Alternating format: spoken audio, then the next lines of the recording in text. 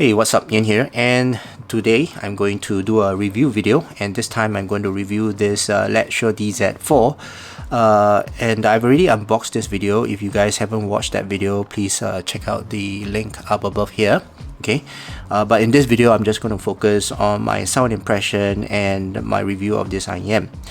Now, before I begin, just a recap of this IEM. Firstly, the retail price for this is $89 US, and it's got 3 dynamic drivers plus a passive radiator driver. Okay, so it's a very unique setup. It's got a 4-way acoustic tube inside here, and it's got a 2-way crossover circuit inside.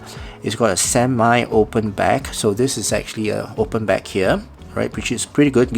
Opens up the soundstage, and the drivers itself are connected to the dual pin over here with a receptacle flexible printed circuit.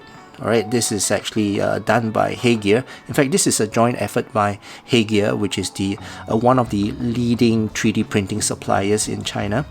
Yeah, overall it's a very high-tech earphone inside. Okay, obviously we can't see, but yeah.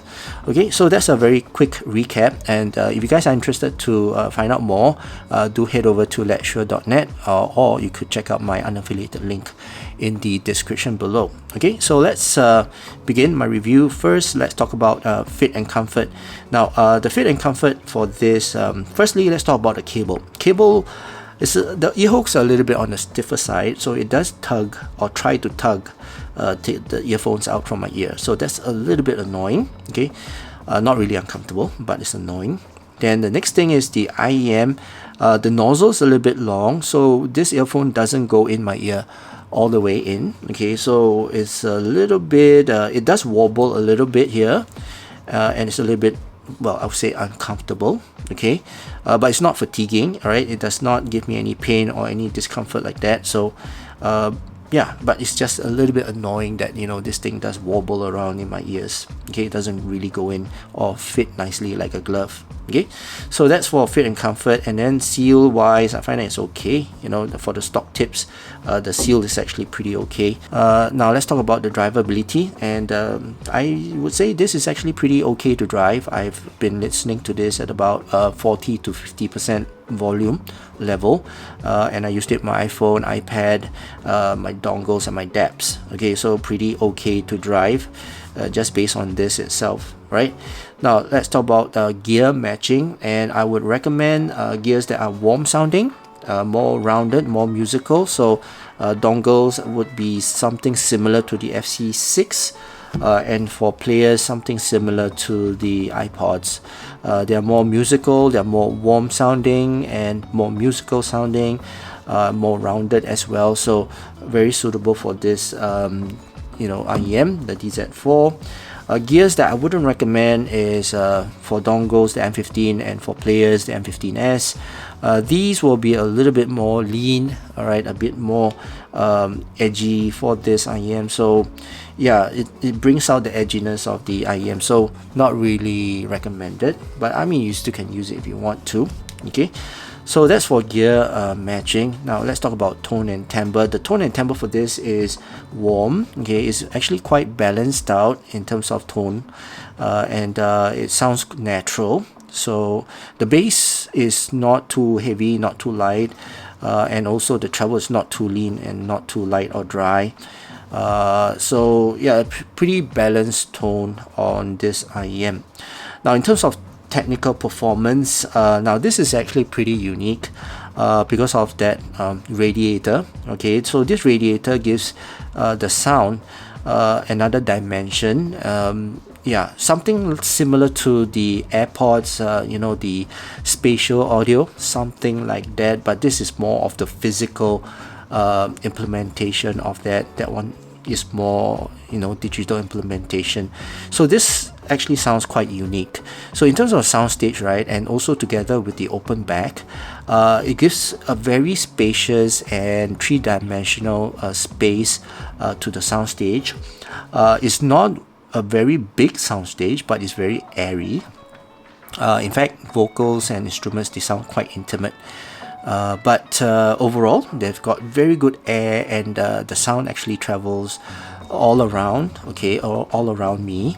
And that's what I like very much. It's very unique listening experience with this radiator or passive radiator experience. In fact, I can feel the sound traveling around my peanut ear and also down my spine. Okay, now in terms of sound separation and detail retrieval and overall imaging, it's actually very good. Okay, I can identify the instruments even though they sound a bit musical, a little bit analog sounding, but you know, the sound separation is still there. Okay, and it's pretty nicely laid out as well, so not bad. Okay, and the detail retrieval, even though it sounds a bit warmish, but the details retrieved on this is still quite clear, and I still can actually, you know, pick up some of the nuances in my tracks. Okay, in terms of resolution, these sounds quite rounded, and overall resolving capabilities of it is actually pretty good. It's actually pretty clear, like, it's just that it sounds musical, and overall presentation of the sound is more of a matured and rounded and pretty resolving type of sound. Okay, so that's for technical performance. Now let's talk about the sound signature, and for that let me bring up my graph. Okay, so this is the graph of the DZ4, and as you can see, this graph is actually quite harmonish, very close to the Harman target.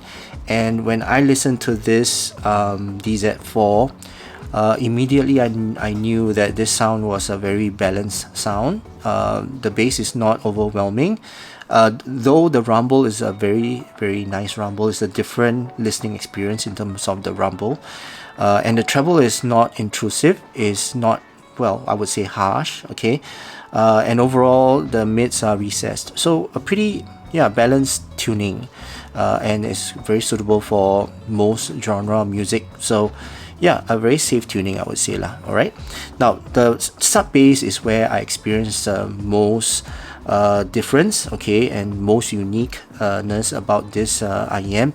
And that rumble, right, actually, you know, travels outside my ear and down my spine, and it's a different experience, I would say, because of the radiator, and actually it gives me a more 3D effect of that rumble, and it's a very different experience lah, basically. So very good rumble. At the same time also, the tuning of that rumble is very extended, so it actually goes really deep. Okay, and I can feel that rumble really deep. So it depends on the track as well.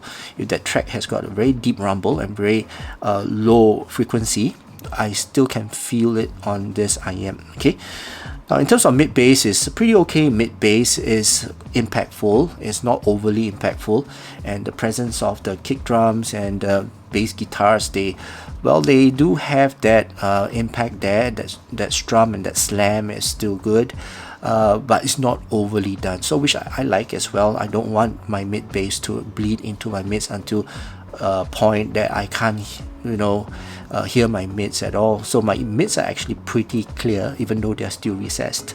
So it's not really veiled by the mid bass here. Okay, now for my mids, yeah, as I mentioned, it's clear, it's quite forward, right, and good clarity as well. It's got a warm tone to it, pretty natural sounding. Pianos, violins, and my trumpets, they sound pretty natural. A pretty good presentation and quite engaging as well, and I can listen to them pretty clearly, right, without the impedance of the mid bass and the sub bass. I mean, sub bass it blankets the entire frequency, but you know, it's a different experience lah. Now in terms of my vocals, male vocals and female vocals, they sound pretty balanced on this and natural sounding. Male vocals got the authority there, but they are not overly forward at the same time. They sound musical, sound engaging, and overall I would say, yeah, male vocals, they sound good on this, not overly and unnaturally presented to me. For female vocals as well, they've got enough brightness, enough sparkle, and they, in terms of tonal balance, I would say they sound pretty correct, okay, and pretty present as well, not overly harsh, and not overly shouty as well. So yeah, pretty good presentation for the female vocals as well. So very safe tuning for both male and female vocals. In terms of treble as well, treble is actually a pretty safe tuning. The gain to the treble is also pretty good. The glide, up to the treble is actually pretty safe. It's not harsh at all. I don't feel any intensity or any hotness in this glide to the pinna. So yeah, pretty safe gain, all right, pinna gain. In terms of the presence as well, is pretty present. I mean, it does roll off a little bit, but it's still a pretty present and pretty energetic treble. So it actually adds on to the female vocals. My cymbal strikes and hi-hats, they sound pretty bright and energetic and engaging as well. In terms of my mid treble, I think it's okay. It rolls off quite a little bit, sounds a little bit off, but overall the trail off of the treble is pretty airy, I would say, because it actually comes back up here at the tail end and then it trails off pretty naturally, similar to the Harman target. But overall, treble is again a very safe tuning, and there's no sibilance or any harshness or any shoutiness to the treble. Okay.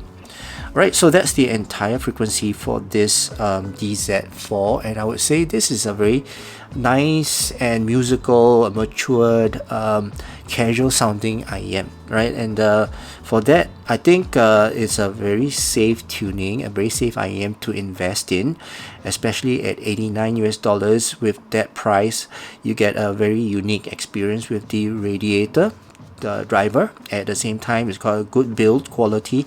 It's got this open faceplate here that gives you more air and more dimension to your soundstage, and also the cable, it comes with a good quality cable. It's just that the ear hook's a little bit on the stiffer side, and yeah, so overall I would say price to performance, I would say this is actually a pretty good IEM, and in terms of my star rating, I would give this IEM, and because of the uniqueness, I would give this IEM 3.5 stars out of 5 stars. Okay, so that's my star rating for this DZ4.